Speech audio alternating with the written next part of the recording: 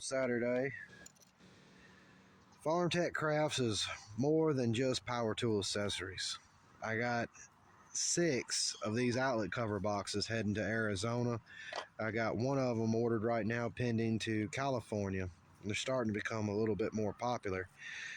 What I've done is I've made an outlet cover that will take these new style of outlet plus USBs, so you don't have to worry about your bricks and everything.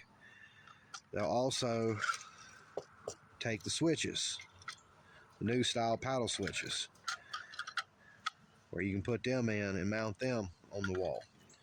The reason why they're done like this and not typically like the stuff you see in the hardware store is because on these campers, the walls are so thin that if you was to put a recessed box in there, it starts to push that shiplap tin siding, whatever you want to call it, it'll push it out. So here, it just mounts externally onto the wall. You get rid of your outlet, go ahead and pull the rest of that wire on through. You mount your new outlet in there, and then you pop your cover on, and you can mount it up to the wall. Now you got to put your screw holes in there, and then plus wherever you're going to mount it, because I don't know exactly how your arrangement is or what you need to do to mount it. So that's the reason why we don't put the holes in. Whether you're trying to mount it, just 2-hole it to a 2x4, or if you're mounting it straight onto a wall or a piece of plywood, we just kind of leave that open for whatever you want to do.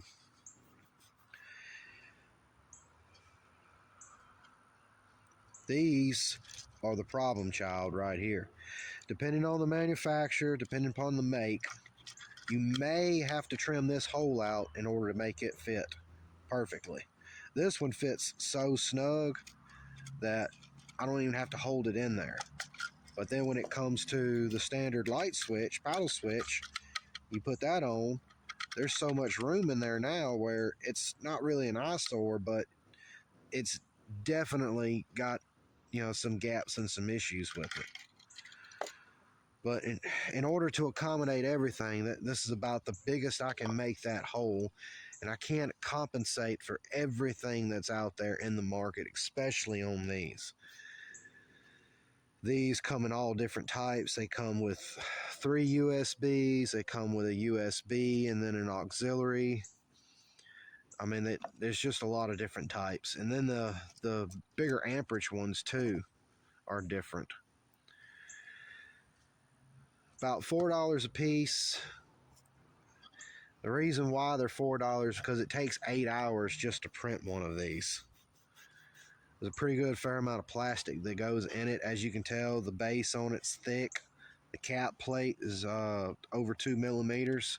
So the whole thing, I mean, there's no give in this. It's very, very, very rigid.